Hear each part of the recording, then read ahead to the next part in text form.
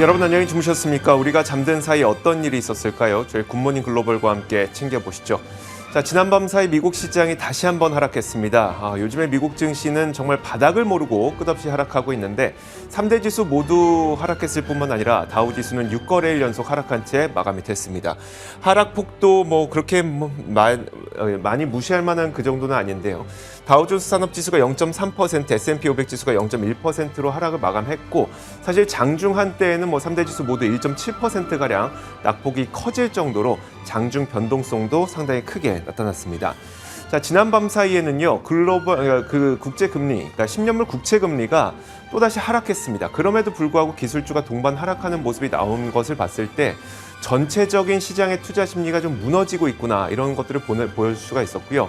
자, 또 한 가지가 생산자 물가 지수도 발표가 됐습니다. PPI 지수가 지난 4월 11%를 기록해서 전월보다는 상당히 좀 둔해되는 모습을 보이긴 했습니다만 여전히 높은 상태를 기록했죠. CPI와 비슷한 수준의 그런 움직임을 보이고 있습니다. 자, 이런 가운데 다시 한번 민 주식들이 좀 극성을 부리고 있는 현상도 나타나고 있는데 워낙 시장에 투자할 만한 곳 그리고 숨을 곳을 찾을 데가 없다 보니까 다시 한번 민 주식들이 극성을 보이고 있는 것으로 보입니다. 전체적인 분위기는 이랬는데요. 그렇다면 자세한 마감 분위기는 어땠을지 살펴보겠습니다. 굿모닝 글로벌 바로 출발하겠습니다. 5월 12일 미국 증시 마감 상황 확인해 보겠습니다. 오늘 시장 장중에 이렇게 반등 시도가 있기도 했습니다. 하지만 종가 기준으로는 아쉽게 마무리가 됐습니다. 혼조권에서 마무리가 됐고요. 다우지수가 0.3% 떨어지면서 6거래일 연속으로 하락세를 이어갔습니다. 나스닥 지수는 막판에 그래도 상승 전환에 성공을 하면서 강보합권에서 마무리가 됐습니다. 인플레이션, 금리, 그리고 암호화폐 시장 혼돈으로 여전히 시장에는 매도하고자 하는 심리가 남아있다라고 해석을 해봐야겠고요. 시장의 재료들 하나씩 리뷰를 해보겠습니다. 먼저 오늘 발표된 인플레이션 데이터부터 확인해 보겠습니다. 전일 CPI 발표에 이어서 오늘은 생산자 물가지수인 PPI가 발표가 됐는데 전년 대비 11% 증가한 것으로 나타났습니다. 전월 대비 상승률 기준으로 봤을 때에는 0.5% 증가였고요. 3월에 기록했던 전월 대비 상승률이었던 1.6%보다 크게 감소했다. 이 부분이 긍정적으로 평가받고 있습니다. 물론 4월에는 3월보다 유가가 하락 국면에 놓여 있었고 그 영향이 있었다는 점은 감안하셔야겠습니다. 그래도 근원 PPI 전월 대비 0.4% 나왔죠. 예상했던 0.6%보다 낮은 수치였습니다. 예상을 밑돌게 나왔다는 부분 다행스럽게 여겨볼 수가 있겠습니다. 이 물가지표와 더불어서 오늘 고용지표인 주간 신규 실업 청구 건수도 발표가 됐습니다. 총 20만 3천 건으로 집계가 됐고요. 물론 예상보다 소폭 높은 수준이기는 했지만 그래도 20만 건 정도면 양호한 수치라고 볼 수가 있겠습니다. 여전히 고용 부문에서는 이상 징후가 없다라는 판단 전해지고 있습니다. 자, 장기물 금리 움직임도 확인해 보겠습니다. 그동안 기술주들을 정말 많이 괴롭혀왔던 미국의 10년물 금리 상승세가 주춤하는 모습 확인되고 있습니다. 현재 5bp가량 떨어지면서 2.85% 진행이 되고 있는 모습, 안정이 되어가는 모습 확인이 됩니다.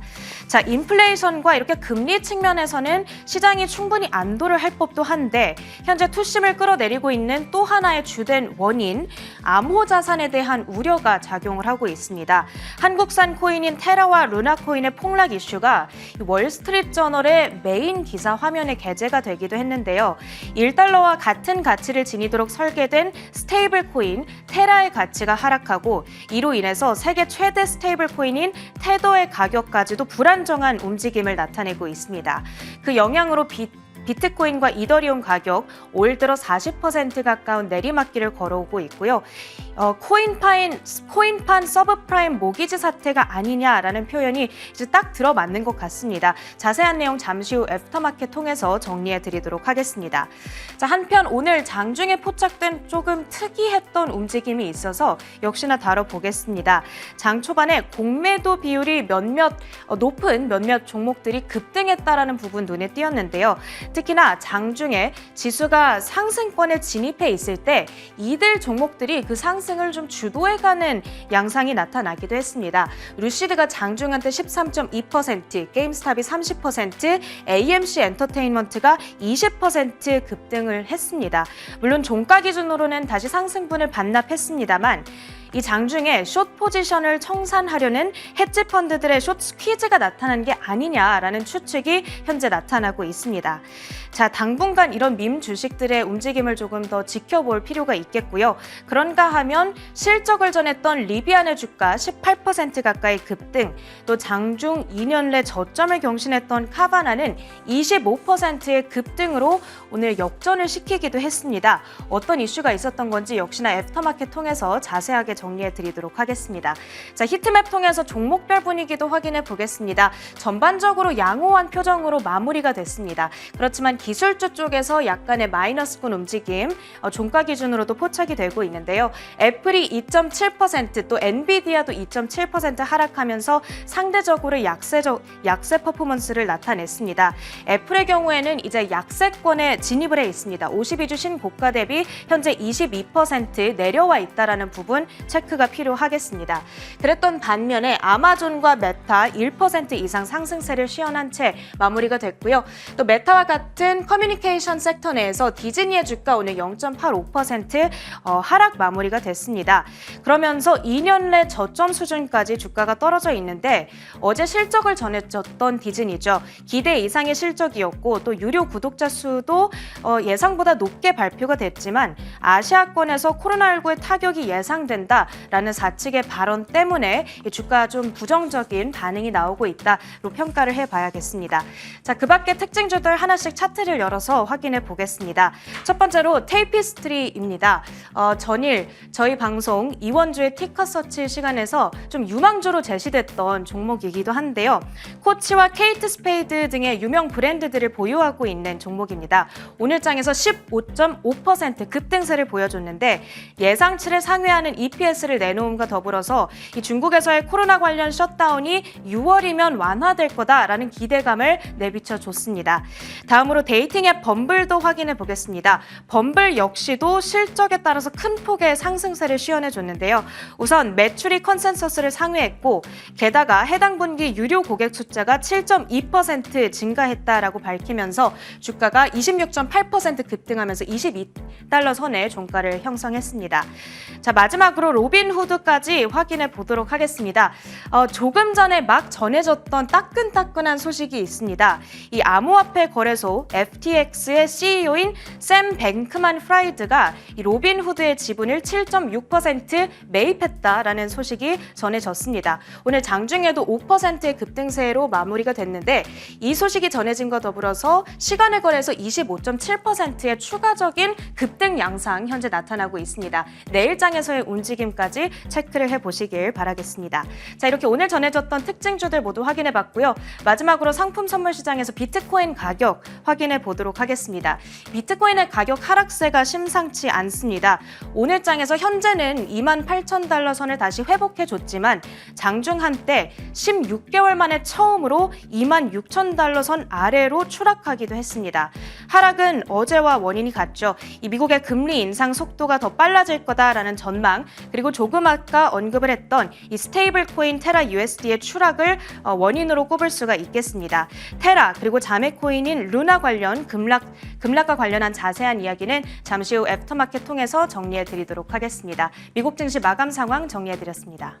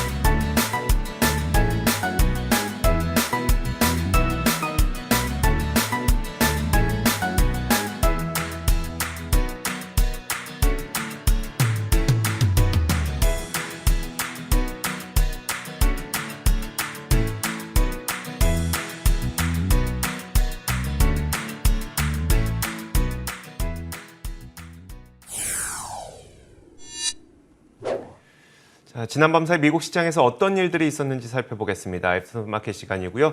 자, 매주 금요일마다 애프터마켓은 앵커들의 이슈픽으로 정리해드리고 있죠. 오늘도 전채린 앵커와 함께하겠습니다. 어서 오세요. 안녕하세요. 네. 자, 오늘은 세 가지의 키워드가 마련되어 있는데 첫 번째 키워드부터 한번 살펴볼게요. 첫 번째 키워드는 바로 이겁니다. 나만 헷갈리나? 라는 키워드인데 요즘에 시장 참 어렵고 헷갈리고 도대체 이게 좋은 건지 나쁜 건지 아무것도 모르겠는 맞아요. 그런 시장이 계속 펼쳐지고 있잖아요. 사실 요즘에 보면은 월가와 그리고 현실 사이에서도 여러 가지 전망과 현실의 실생활이 참 다른 극명한 모습들이 많이 나타나고 있어서 그 내용을 한번 정리해드리겠습니다. 사실 작년 연말부터 기술주가 끊임없는 하락세를 보이고 있죠. 그러면서 닷컴 버블을 연상하시는 분들도 많은데 이 닷컴 버블 당시에는 나스닥 지수가 80% 급락했을 정도였으니까 과연 개별 종목은 어땠을까라는 상상이 들죠. 그런데 시티그룹에서는 지금 시장도 버블이 터지고 있는 것이다 이렇게 경고를 했습니다.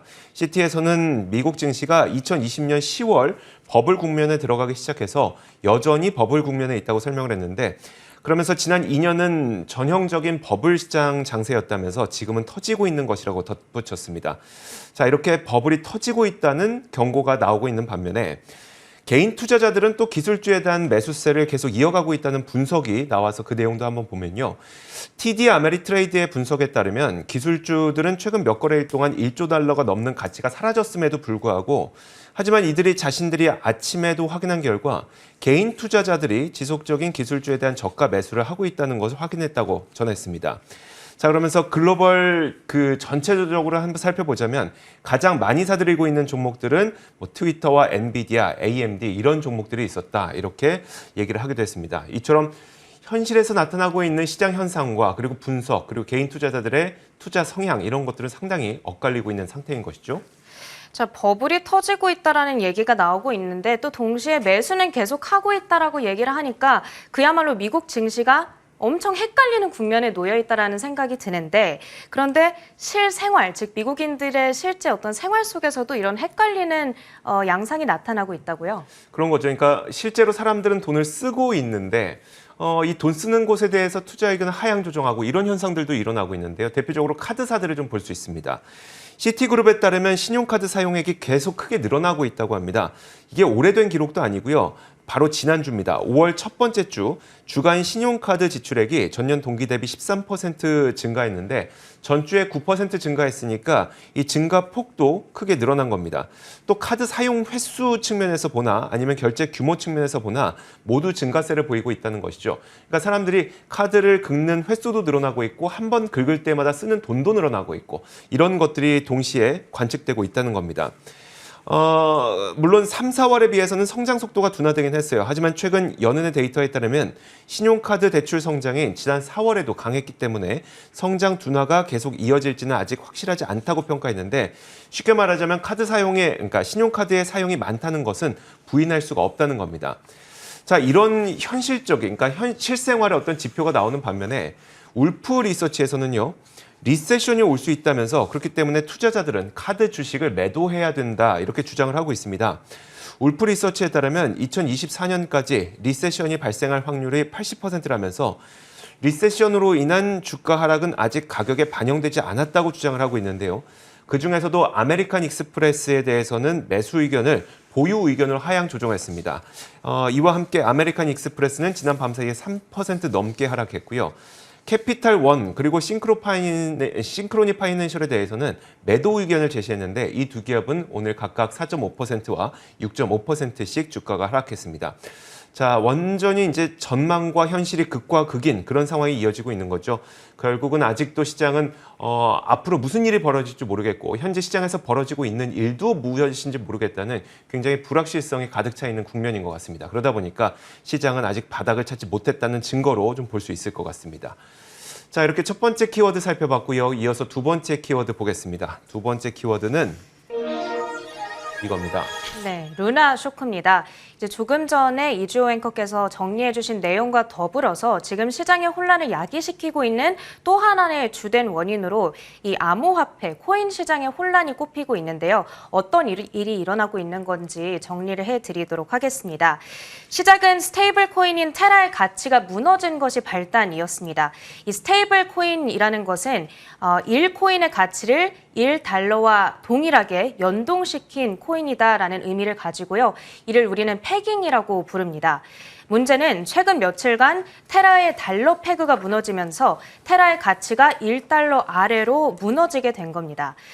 이렇게 테라의 가치가 떨어지게 되자 테라의 가격 안정화를 위해 만들어진 이 채굴 코인이죠. 루나의 가치도 동반으로 추락하고 있다는 것이 문제가 되는 건데 루나가 작동하는 방식은 이렇습니다. 이 테라에 대한 수요가 늘어나서 가격이 오르면 루나가 소각되면서 가격을 안정화시키고 반대로 테라 가격이 1달러보다 떨어지게 되면 시스템은 테라를 소각하고 루나를 더 발행시킴으로써 테라의 가치를 복원시키게 됩니다. 쉽게 말해서 미국이 이 달러 통화 가치를 유지시키기 위해서 달러를 추가로 찍어내거나 또 걷어들이는 것과 비슷한 원리라고 생각을 하시면 되겠는데요. 따라서 지금처럼 테라와 루나 가격이 모두 떨어질 때 문제가 심각해지게 되는 겁니다.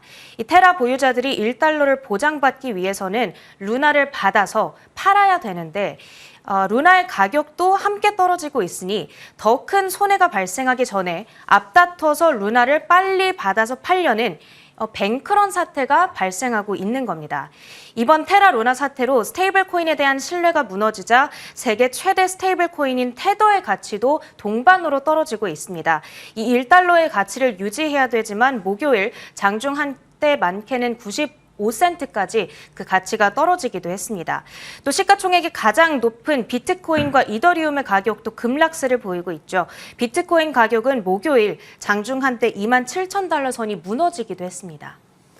사실 이런 현상을 우리가 무시할 수가 없는 게 보통 주식에 투자하시는 분들이 암호화폐에 같이 투자하는 경향들이 많이 있었기 때문에 암호화폐가 이렇게 무너지게 된다면 그 손실을 막기 위해서 주식을 매도할 가능성도 있는 거고요.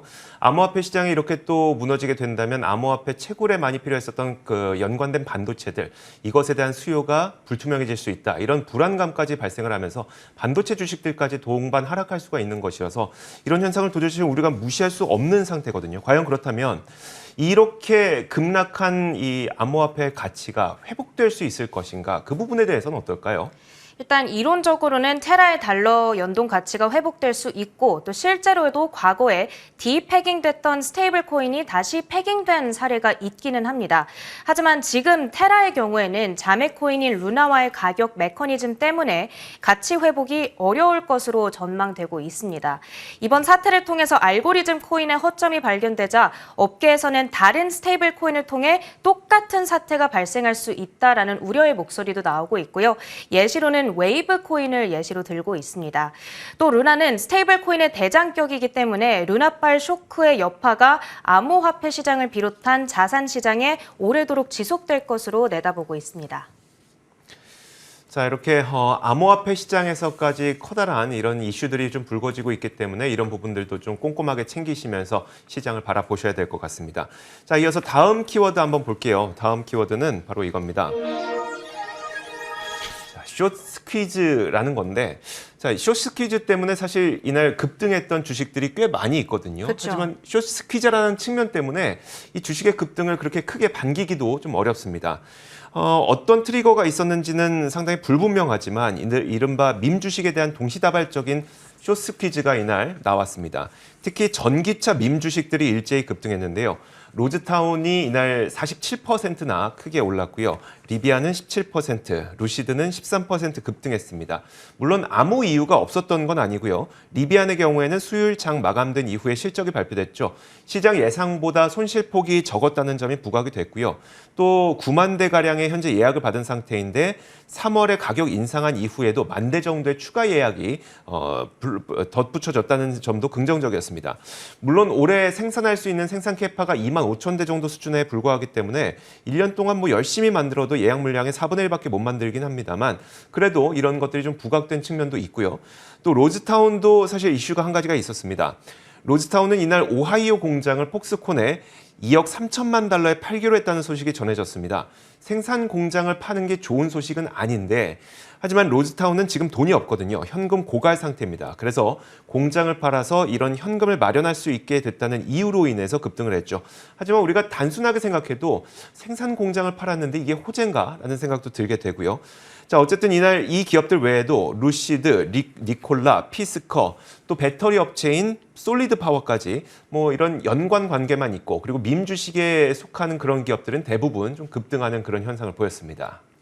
이렇게 명확한 호재 없이 오른 거다 보니까 전기차 테마 자체가 부활했다라고 보기에는 좀 어려움이 있을 것 같고 그냥 시장에서 일시적으로 나타난 돌발 현상으로 보는 게 맞을까요? 그럴 것 같습니다. 전기차 테마라고 보기에는 GM이라든지 게임스탑이라든지 그리고 AMC 엔터테인먼트 이런 것들까지 동반 올랐기 때문에 그냥 밈 주식들에 대한 쇼스 퀴즈가 나왔다. 이 정도로 보는 게 가장 맞을 것 같고요. 자, 여기에다가 중고차 기업인 카바나도 이날 급등을 했는데요. 카바나의 경우에는 장중 최소 4차례 이상 거래가 중단되기도 했습니다. 결국은 24% 정도의 상승으로 마감이 됐는데 카바나의 경우에는 올해 들어서만 주가가 약 83% 정도 하락했죠. 5월 들어서만 스티펠, 모건 스탠리, 웰스파고 등으로부터 투자 의견 하향 조정이 있기도 했습니다. 게다가 지난 4월에 이 실적을 발표했는데 시장 예상보다 손실이 큰 실망스러운 실적을 발표했습니다. 이런 걸 쭉 놓고 보자면 뭐 하나 믿을 구석 하나 찾기 어려운데 이렇게 급등했다는 것은 그냥 저가 매수에 따른 숏 커버링 물량이 나왔다는 그 이상으로 보기에는 좀 힘들 것 같습니다. 자, 이런 현상들도 있었다는 점도 챙기시면 좋을 것 같고요. 자, 이렇게 지난밤 사이에 어떤 일들이 있었는지 살펴봤습니다. 애프터마켓이었고 전체린 앵커와 함께했습니다. 수고하셨습니다. 고맙습니다.